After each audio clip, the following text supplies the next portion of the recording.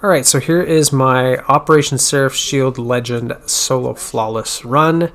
If you didn't know, there's a triumph that you can do to, well, there's a few triumphs revolved around the legend difficulty. One is completing it solo, one's completing it solo without dying. Actually, I think there's 2 triumphs to complete it solo without dying, which is kind of weird.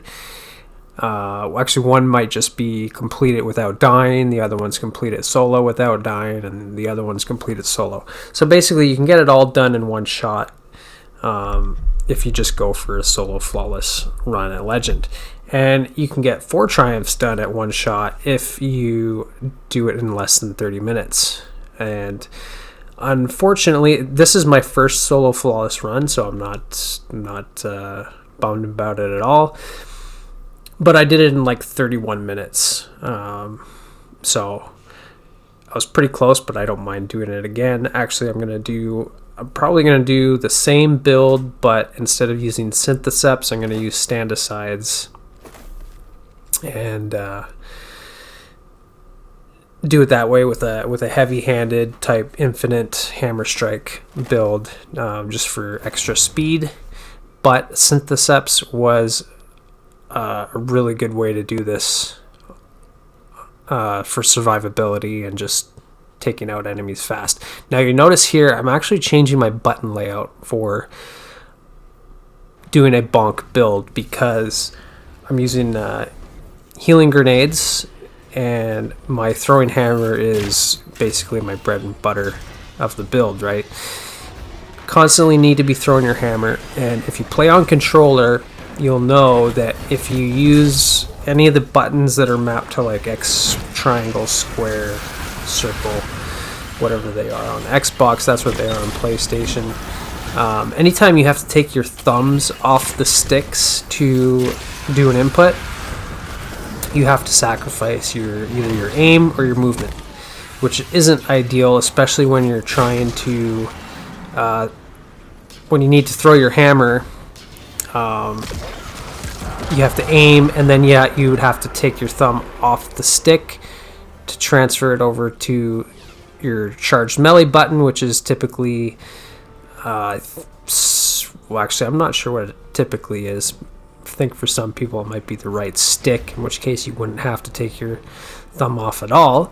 In other cases, some people play with kind of a tactical layout, so circle is their melee. In my case, I normally use X for my charged melee, circle for my regular melee, and R1 is my grenade. But for bonk build, it's not crucial that my nades are on target. I'm just throwing them at my feet to heal every now and then, and I barely have to use it. But I need to use my hammer all the time, so I just mapped my throwing hammer to my grenade button, which is R1.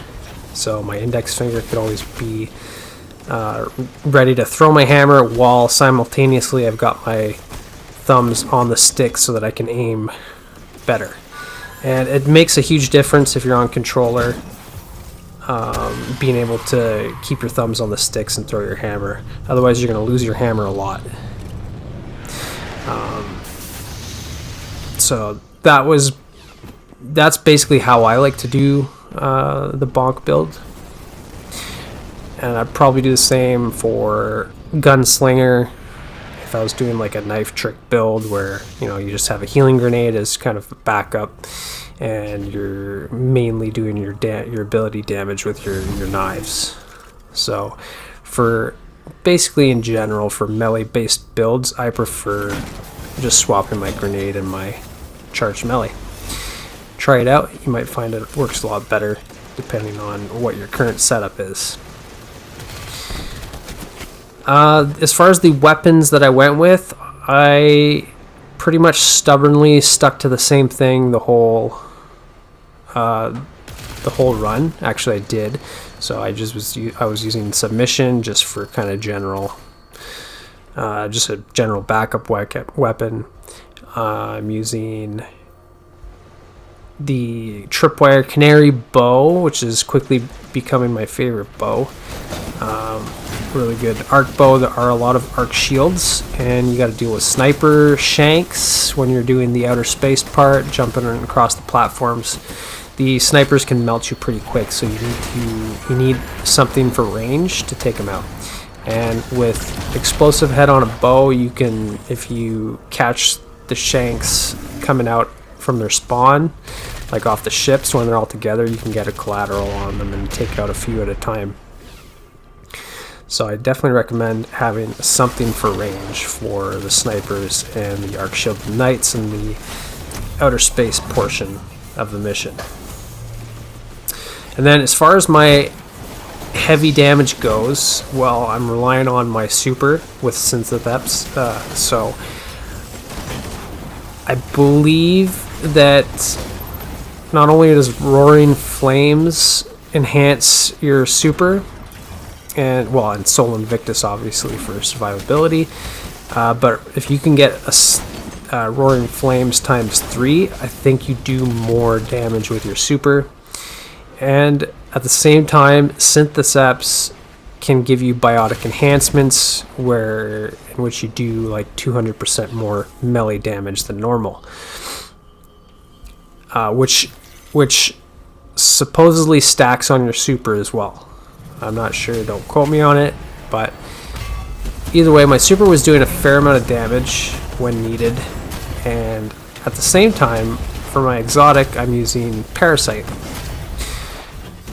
which is super good on this build because most of the time you're just going to be running around hammering and everything, but when you run into bosses and really chunky targets, you've got your worm times 20 ready to go on your Parasite, and you could just nuke whatever's in front of you. The only downside is if you miss and you waste 20 stacks, that's kind of a bummer, but you're generally conserving quite a bit of ammo with Parasite, except for on these turrets. I found after a couple tries that it was just way quicker to hit each one of these turrets with a Parasite. Normally it just one-shots them, so you can do that.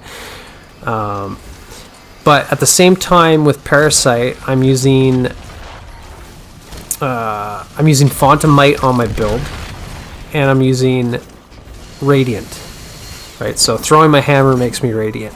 Killing stuff with my hammer produces 2 solar elemental wells because I've got charged melee, or Melee Wellmaker I should say, coupled with bountiful wells.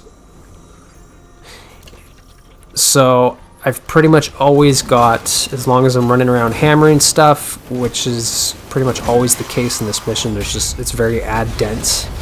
I'm always going to have Font of Might and Radiant procced. So, and then as long as I've got, with a few kills, you've pretty much built up your stacks of worms on your Parasite. So Parasite's doing massive damage. Worm times 20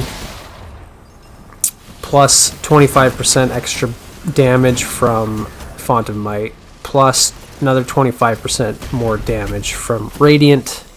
So it's doing a massive chunk of damage all at once. The only thing that I really could have done to make it even better would be to run another grenade launcher with Weaken Clear, because I'm not sure, because technically Parasite's a grenade launcher, so you could run Weaken Clear with it. I don't think I was for this run. I can't remember.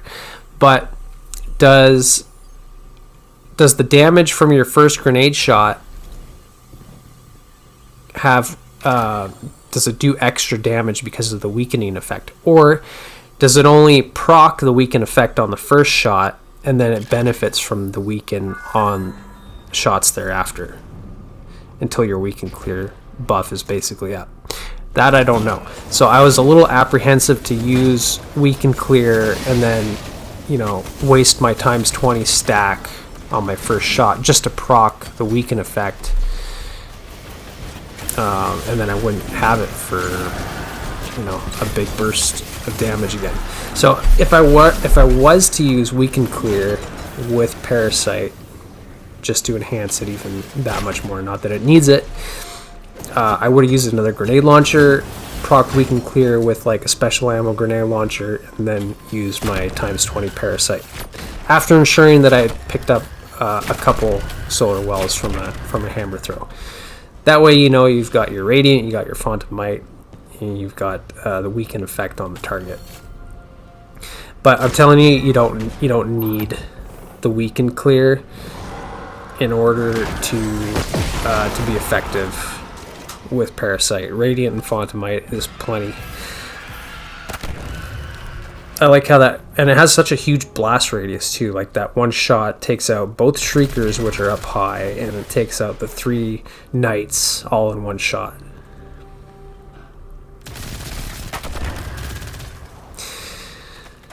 So by now, most of you have probably ran this mission quite a few times. It's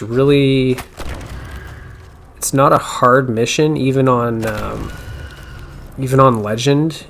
I mean, the ad density can be somewhat challenging if you just go in head first, but if you're running like a solar build, like especially with Sunbreaker, where you're always in your sunspots and healing, and you have a healing grenade and all that, it's pretty hard to die.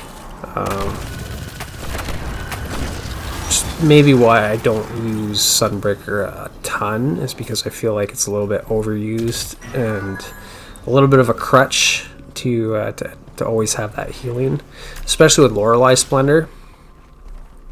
But Synthoceps was kind of a fun way for me to play this out and challenge myself to stay alive with Synthoceps as opposed to just kind of relying on Lorelei Splendor. And you do a lot more damage with Synthoceps, so definitely had a lot of fun using this build.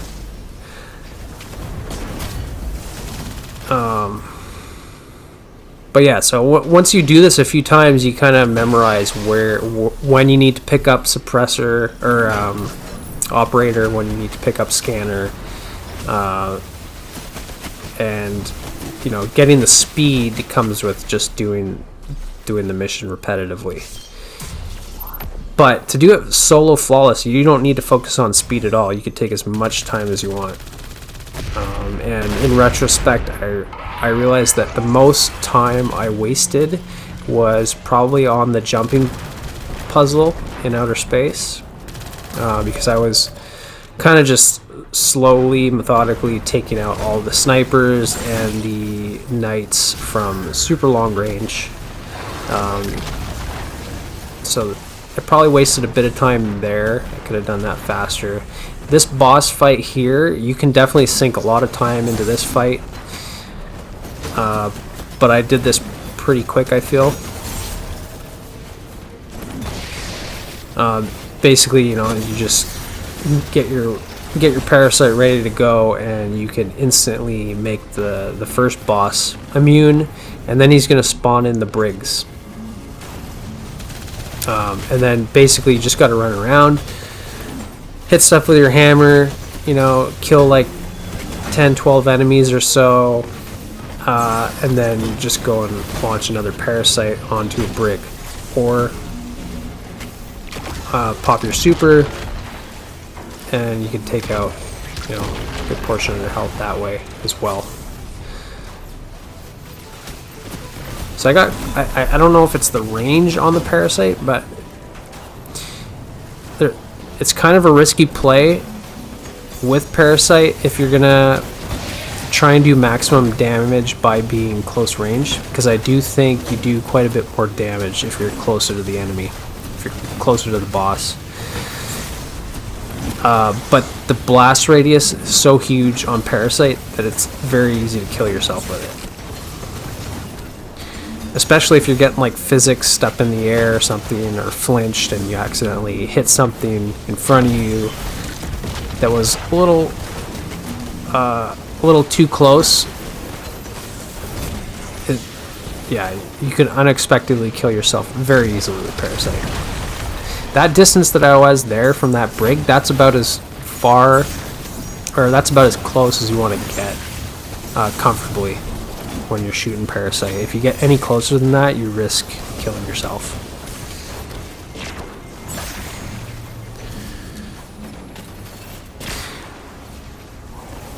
And then as far as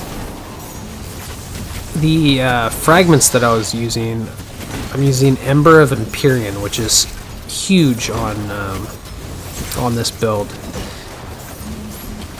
It does penalize your resilience by 10, but basically what it does is it allows you to chain Radiant and Restoration, kind of like how you would with Devour on Void.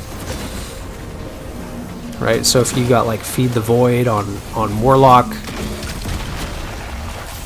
you can proc Devour super easily by killing stuff with your grenade or your charged melee, and then all you have to do is keep killing stuff, and the Devour timer will just reset as long as you do it within the Devour time frame, which is like 6-7 seconds or something like that. I'm not too sure, but basically it works the same thing. It's the same thing for Radiant and Restoration with Ember of Empyrean.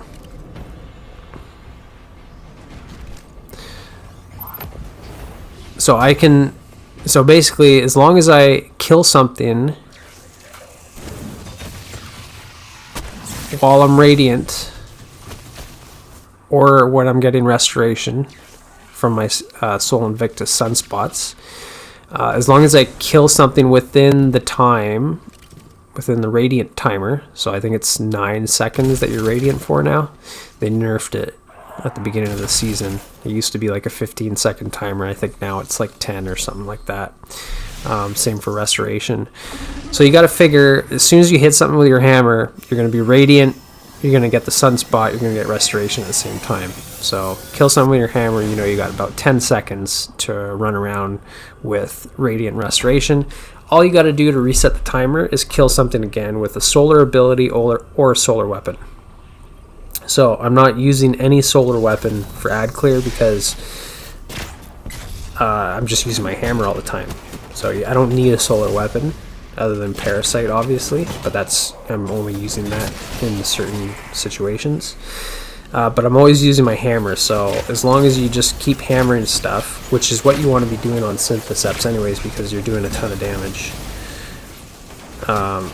So it's kind of key to the build.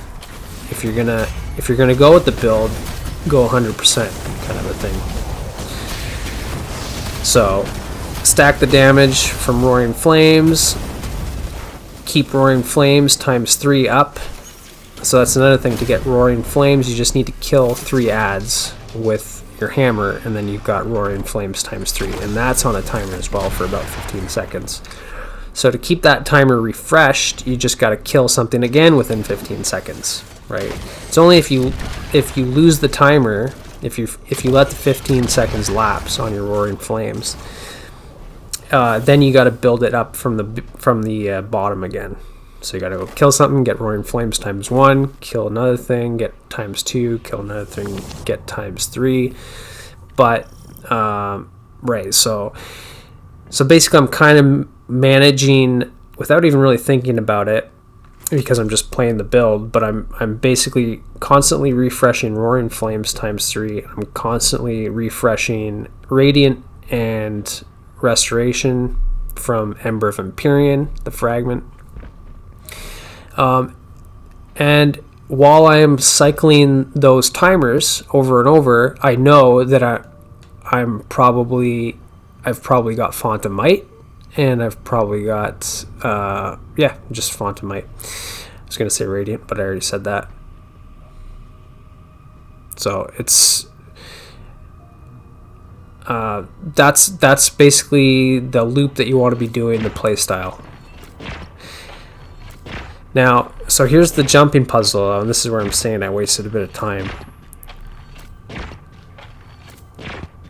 It's the reason why I'm doing this so slowly here and from such long range is because the enemies don't seem to see me from this far out, and I've got Explosive Head on the bow, and it's arc, so I can I could do elemental damage by breaking their shields with it. The explosive head basically negates the range so that I can do quite a bit of damage from this far. Because there's no damage fall off with the explosive head. It's only with the projectile hit. But the snipers, the shanks, will easily kill you. Especially if you got like a knight up. If you get too close to the shanks and the knight's going to be blasting you with arc non-stop, and you're going to have like 5, 6, 7, 8 snipers all shooting you at the same time. And if you get hit by 2 of them, you're dead. Because on legend difficulty, you can't over level your power on this, right? It caps you at 10 under power, right? So no matter what power you are, as long as your power level is 1580 or greater, you're not going to benefit any from being a higher power level. It just sees you as 10 under, which is why all the enemies have the red sword next to their health bar. It's basically the same in any activity. If you go into any activity where you're 10 under power level, the enemies will have red swords, which means that they're tanky, harder to kill, they're going to do more damage to you, etc. And I think the Battlegrounds works the same way this season. So the normal version of Battlegrounds caps you at 5 under power, and the Legend version caps you at 10 under. So I find, and the Legendary Witch Queen does the same thing, right? It's 10, I believe, which to me is a pretty good. It's a pretty good challenge. I don't feel like it's as much of a challenge as doing a Nightfall 10 under. Definitely not as much as a Grandmaster, obviously, because Grandmasters cap you at 25 power level under. No matter how high you are, the game is just seeing you as 25 under. That's why it's so hard to solo Grandmasters, and that's why there's such a big challenge, and why you get such good rewards from it. But even like Master Nightfalls, if you go into a Master Nightfall and you're 10 under power, it's gonna hurt. Like, it's gonna be, I find it significantly harder than doing these quote unquote legendary type missions where the game actually caps you at 10 under. I feel like even though the enemies have the little red swords next to their name, they're not as hard as those that you would encounter in a Nightfall if you're under power. But maybe that's just me, who knows. I think part of it is the fact that these legendary type missions where they cap your power are designed for people to solo. Well, actually, yeah, that's true, because it not only does it cap you at 10 under, but it also scales with the number of teammates that are playing. So if you were to do this in a full fire team where everybody's capped at 10 under, it actually scales the enemies proportionally to the number of members in your fire team. So it's way harder to kill an enemy in a full fire team on Legendary than it is to do it solo. Everything's a lot easier solo. Because I guess the game, the way they have it coded is it sees you as 3, so if you're all focusing on one target at the same time, you should be able to kill that target just as easily as you would do it at solo, right? But that's not really how teams play. Like, they don't all focus on the same enemy all at once unless it's like a specific champ or a boss, right? Everybody's kind of doing their own ad clear, you know, nobody's trying to steal anybody's kills. Everybody wants to go and kill their own stuff, except for when it comes to the tanky enemies, right? So even though it's kind of coded that way and it makes sense that enemies should be a bit tankier in a full fire team, It doesn't really make sense when you're like off doing your own thing and in the fire team doing ad clear, and it's taking you forever to kill like a basic ad. Whereas if you're doing it solo, it's much easier. So that's probably why it's doing Nightfall's 10 under power is a lot harder than doing something like this solo, because it actually scales the difficulty down in this for you to do it solo, whereas in Nightfalls it's the same whether you're in a full fire team or whether you're solo. Like, everything is the same. So these explosive shanks will quickly end your flawless run as well. So do not go into this room until you take care of those shanks. That is the one important takeaway I can offer in this section. Everything in this mission is pretty straightforward. Grab the scanner, grab the operator, scan the thing, shoot the button. You know, it tells you how to do it and, you know, where to go. It's like there's not really much challenge as far as that goes. The only real challenge is knowing when you've got these enemy spawns that kind of just come out of nowhere. Like when you go into that room back there, as soon as you enter the room, you can get trapped in there and the shanks can all come in and you're dead. There's nothing you can do. There's no escape.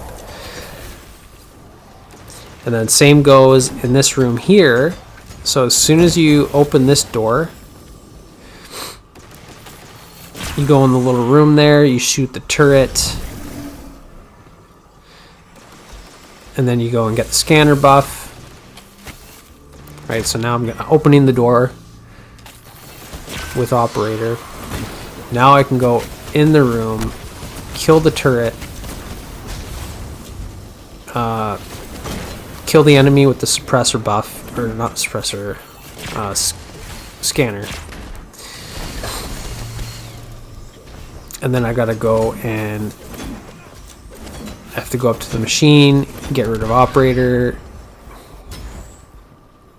See, like, you can definitely optimize your time on this run too, just by going to the augment station a little bit quicker. Like there, I wasted some time. I could have deposited my operator buff before going in and ad clearing this, so that I could just immediately pick up the scanner and do the scan. But I wasted a bit of time there. But those were the shanks that I was going to say to watch out for. So you can easily get trapped in that room back there as well. Don't be shy about using heavy on them. It's just there's no point in like trying to take them out individually with primary. Just do what you got to do to get them, to kill them as fast as you can.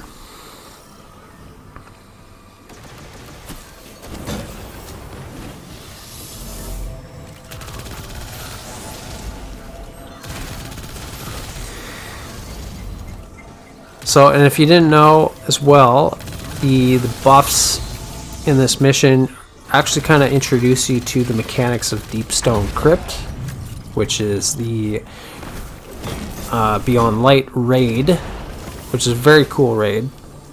I only started playing it this season because I wasn't playing Destiny when Beyond Light came out, so I didn't play the raid. And but this season, Bungie gave us a new reason to go back into Deepstone and farm the raid, because they changed all the perks on the weapons. They gave them all an origin trait, so they're kind of streamlined with the most recent weapons of the past year since the Witch Queen release. And they made them craftable, so you can go in and farm your as long as you've got enough spoils, you can go once per week to the spoils table. And mind you, you don't have to do the full raid to do that. You can easily find a Taniks checkpoint every week.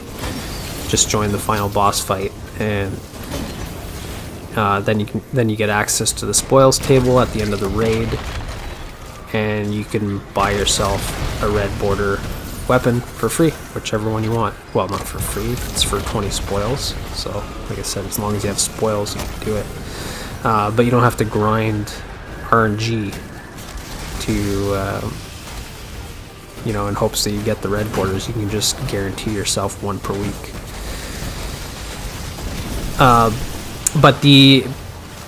But this exotic mission is fairly good at introducing you to the mechanics in the raid. Like, I still don't know all the mechanics in the raid, but at least now I'm familiar with operator, scanner, and suppressor. And then this section, this final boss fight right here, is actually the second to last encounter in Deepstone Crypt, which is similarly as ad dense, but it's all fallen, and you're kind of you're working the operator and the scanner and the suppressor in order to get access to nukes, which you got to go pick up and deposit in different slots. And so anybody in the raid team can pick up operator, scanner, suppressor, and you just kind of got to coordinate with the team who's doing what, who's got which buff, and then yeah, very fun. Actually, it's one of the most fun encounters as far as raids go, I find. It's just different, right? Like, you're not just kind of like standing in a well of radiance doing DPS on a boss, which can get kind of stale. You're actually managing like a lot of ads and a lot of activity, chaos, kind of all at once, with, like, you know, nuclear bomb sirens going off and stuff. It's just a lot of fun. You can pull out your best ad clear weapons and build craft, and yeah. So I thought it was pretty cool that they made this exotic mission in this section here. But instead of Fallen, you got Scorn.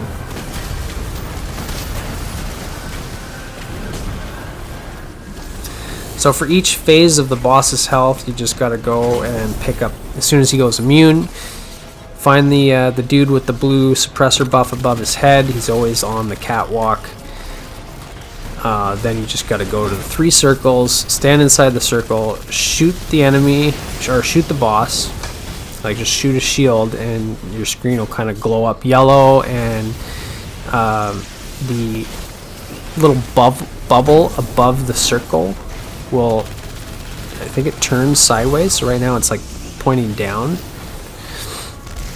when you first go into it. Yeah, see the little ball above the circle kind of opened up. So that means I shot the boss, I shot a shield, and I activated the circle. So you got to check, like, sometimes you might be shooting the boss, but it didn't shoot it enough, or it didn't register. But once you do all 3, once you shoot the boss from all 3 circles, then the 3 doors open up, and you just got to go in, shoot them, and then the boss will be open for damage again. I think on the first phase of damage, or the second phase, I wasted a bunch of Parasite shots. It's tempting to just shoot Parasite over and over, but any shots after your first shot one, regardless of Radiant and Font of Might, the times 20 burst shot does significantly more damage than any shots after. So it's almost not even worth shooting a follow-up unless he's got a sliver like this, right? But usually you want to, if you're doing this, I would recommend you just go and farm up some more ads. Like, go kill 10 enemies with your hammer, and then go and shoot another Parasite at the boss. You'll conserve heavy ammo for sure, but honestly you probably even save time.